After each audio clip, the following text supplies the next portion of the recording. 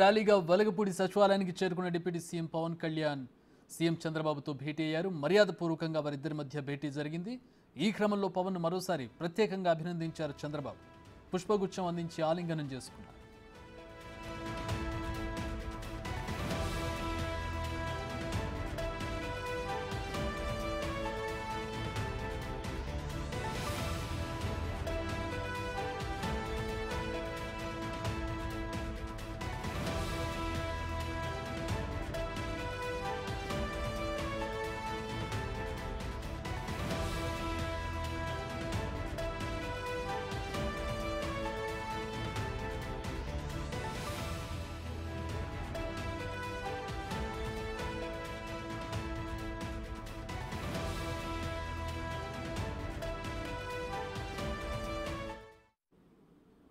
అంతకుముందు అమరావతిలో రాజధాని గ్రామాల రైతులు పవన్కు పూలబాట పరిచారు. టన్నుల కొద్దీ పూలు జల్లుతూ సచివాలయంలోకి స్వాగతం పలికారు.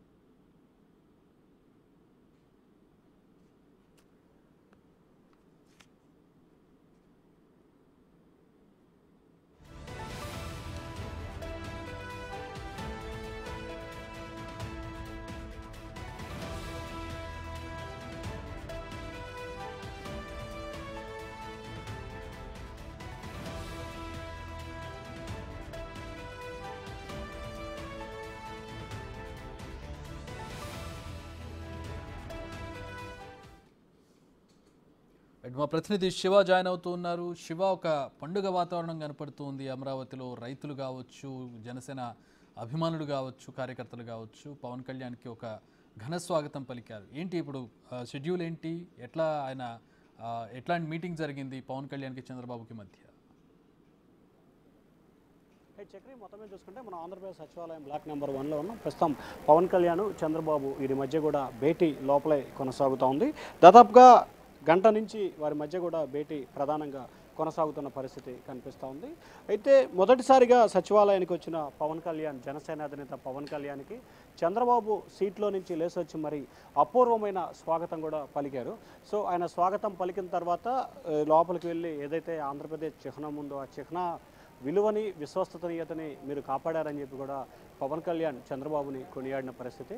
అలాగే చంద్రబాబు కూడా ప్రత్యేకంగా ధన్యవాదాలు తెలిపారు. సో ఓవరాల్గా చంద్రబాబుతో నాదెండ్ల మనోహర్, అలాగే మంత్రి దుర్గేష్ వీరిద్దరితో పాటు పవన్ కళ్యాణ్ ముగ్గురు కూడా ప్రస్తుతం ఆయన ఛాంబర్లో భేటీ కొనసాగుతూ ఉంది. ప్రధానంగా చూసుకుంటే ఆంధ్రప్రదేశ్లో త్వరలో భర్తీ చేయబోతున్న నామినేటెడ్ పోస్టులకు సంబంధించి కూడా వీరి మధ్య ప్రధానంగా చర్చకు వచ్చినట్లు కూడా తెలుస్తూ ఉంది.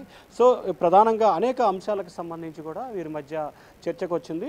ఒకటి, ఈరోజు నోటిఫికేషన్ పడ్డ 2 ఎమ్మెల్సీ స్థానాలకు సంబంధించి అలాగే నోటిఫికేషన్ వచ్చింది కాబట్టి ఆ 2 ఎమ్మెల్సీ స్థానాలని ఎవరికి కేటాయించాలి అనే దానికి సంబంధించి కూడా వారి మధ్య భేటీలో ప్రాధాన్యత సంతరించుకున్నట్టు తెలుస్తోంది. దాంతోపాటుగా రాష్ట్ర వ్యాప్తంగా మార్కెట్ యార్డ్ చైర్మన్లు, నామినేటెడ్ పోస్టులు, వీటితో పాటుగా చాలా చోట్ల జడ్పీ చైర్మన్లు, అలాగే ఎంపీపీలకు సంబంధించి, అలాగే మేయర్లకు సంబంధించి, ముఖ్యంగా విజయవాడ, గుంటూరు, విశాఖపట్నం, ఏలూరు లాంటి కార్పొరేషన్లకు సంబంధించిన కార్పొరేటర్లు చాలామంది వైఎస్ఆర్సీపీ నుంచి తెలుగుదేశం పార్టీలోకి వచ్చేందుకు సిద్ధంగా ఉన్నట్లు కూడా చాలామంది చెప్తూ ఉన్నారు.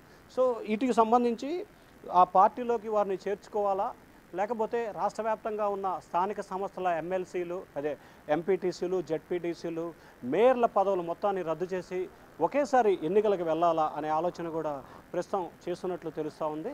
అయితే ఎప్పుడు కూడా అధికారం మారినప్పుడల్లా కూడా ఆ పార్టీ నుంచి ఈ పార్టీకి, ఈ పార్టీ నుంచి ఆ పార్టీకి వలసలు కొనసాగుతాయి.